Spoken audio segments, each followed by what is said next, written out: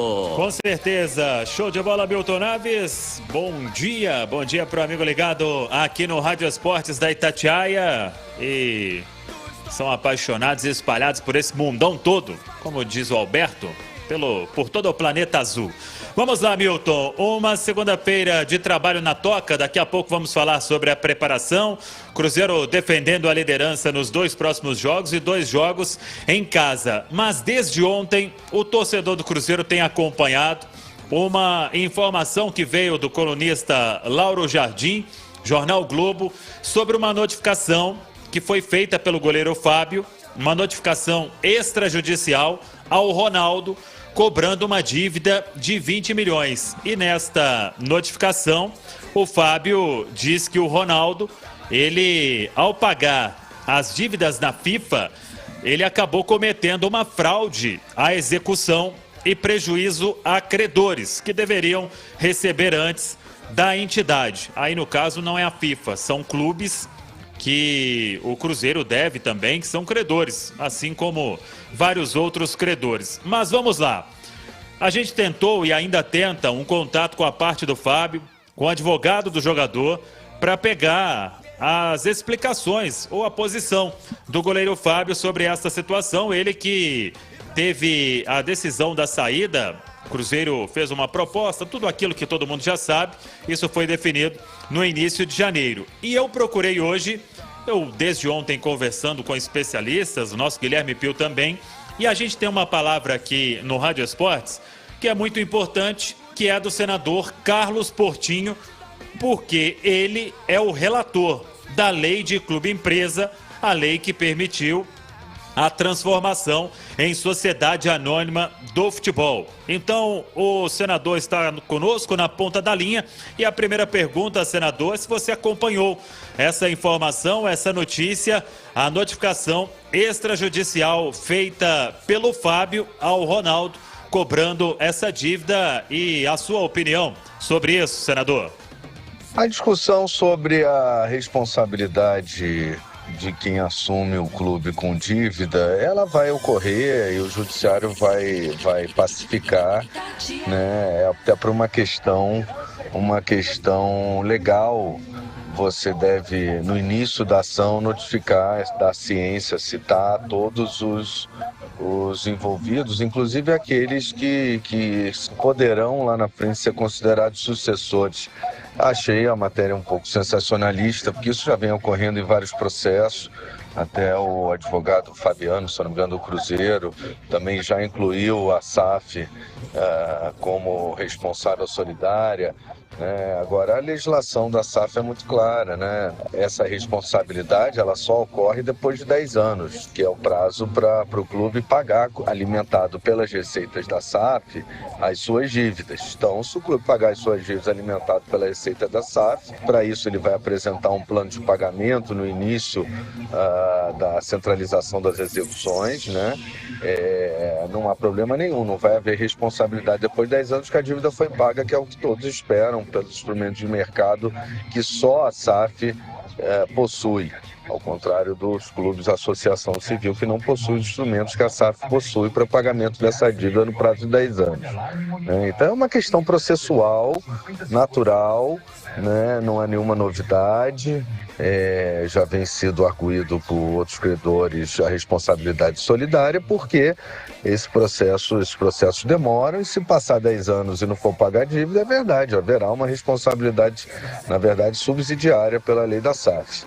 Então, acho que a matéria é um pouco mais sensacionalista do que realmente, porque já corre assim, já há essa discussão, né? Mas a lei da SAF é clara que eles têm um prazo de 10 anos para pagar as dívidas, e só no final dos 10 anos é que há responsabilidade subsidiária. E aí sim o Ronaldo poderia responder. Se ele vai estar desde o início no processo é outra coisa. Todos esses riscos são avaliados numa due diligence, para o levantamento da dívida quando o investidor aporta os recursos. São discussões jurídicas naturais e que a lei da SAF procura resolver, admitindo até depois de 10 anos uma responsabilidade subsidiária. Você vai entrar no processo agora, como é a ordem legal, ou se dá para esperar depois. Eu entendo até que é uma cautela dos credores, mas do ponto de vista do pagamento em si, ele está sujeito às regras da SAF. Ô, senador, essa notificação é uma notificação extrajudicial ainda, o que significa que ainda não virou uma ação na Justiça. E eu conversei com um especialista ontem, queria saber também o seu entendimento, e ele me disse o seguinte, isso é uma informação, que o Cruzeiro ainda ele teve aquele pedido para centralização das execuções, para se elaborar um plano, e este plano ainda não foi homologado. E esse especialista, ele me disse o seguinte, se não existe ainda o plano de centralização das execuções, não tem como existir uma fraude à execução. Se não tem plano, existiria fraude à execução como? Você entende desta forma também, senador? Gostei que você pergunta e responde com toda a propriedade. Você está certíssimo. Em primeiro lugar, não há que se falar em fraude de execução porque não tem plano de credor aprovado. Em segundo lugar, esse valor, até o momento que eu saiba, ainda está na fase final de diligências para que seja feita a cessão das ações da SAF que o Ronaldo irá comprar. Então, ele ainda nem é sócio, digamos assim, da SAF.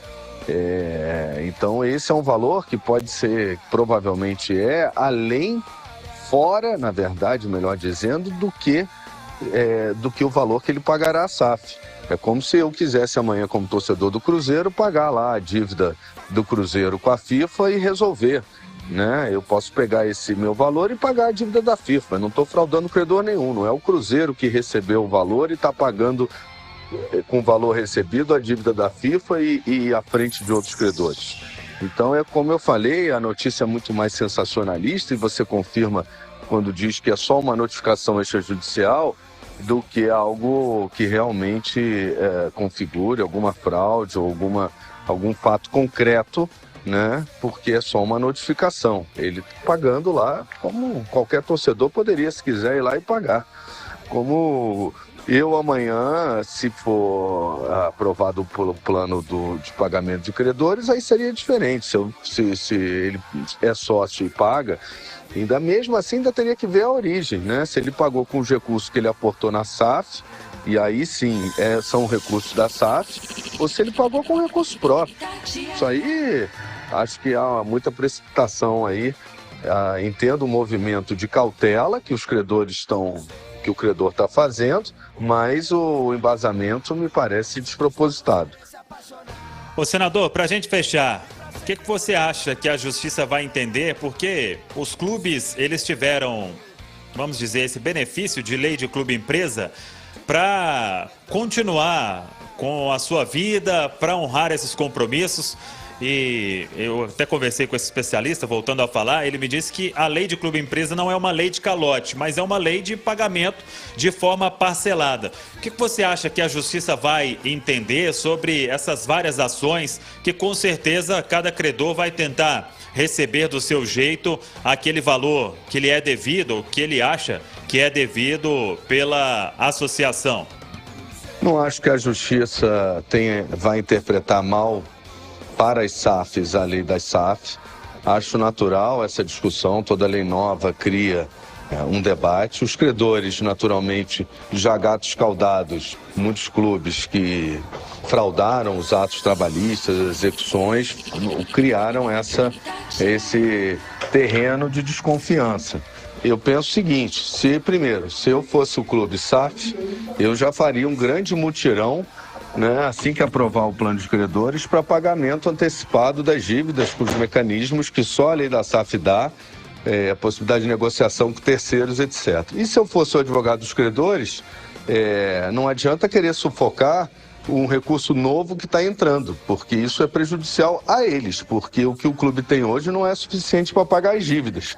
Eles também precisam desse aporte de recursos e de um plano de pagamento de dívida que seja executado. E agora, com a lei da SAF, com as responsabilidades que a lei da SAF dá, pessoais, inclusive, para o gestor da SAF e para o gestor do clube, em repassar os valores para pagamento do plano de credores. Né? Então, eu vou ser sincero, se eu fosse credor do clube, eu estava mais preocupado em sentar na mesa, que é o que obriga né, a nova lei e fazer as negociações ou ir no mercado buscar players que têm interesse em comprar esses créditos e, eventualmente, alguns até amanhã poder converter esses créditos em ação. Acho que é mais inteligente do que contestar os aportes ou querer estrangular uma SAF que é criada justamente para permitir o pagamento das dívidas, coisa que os clubes como a Associação Civil não estavam honrando, né? Eles têm que fazer o gesto para o credor, dizer, ó, esse aporte aqui, parte dele a gente já vai pagar muita dívida, para o clube ver a fila andar, né? E tem que ter um dever de casa também para os advogados dos credores entender que isso é para o bem deles. Inclusive, mandei uma mensagem ao presidente do Botafogo com essa sugestão de que na negociação com o John Textor, eu achava que ele tem que privilegiar os credores, ele tem que mostrar que a lei é boa para os credores. E os advogados credores trabalhistas também não podem perder de vista que se eles apertarem muito essa corda, o clube sempre vai ter a opção da recuperação judicial. Ou seja, ele sai da centralização das execuções cíveis e trabalhistas e vai para uma recuperação judicial numa vara de recuperação judicial própria, com procedimento próprio da recuperação judicial, que importa numa negociação coletiva e que muitas vezes é pior até para o próprio credor, fora que é em outro foro, não é no foro trabalhista. Muito bem, tá aí então Carlos Portinho, senador, relator do projeto da lei de clube empresa. Vamos aguardar, é tudo muito novo, Léo Figueiredo, mas acho que tem alguns pontos que são importantes para a gente sempre tentar trazer a melhor informação aqui para o ouvinte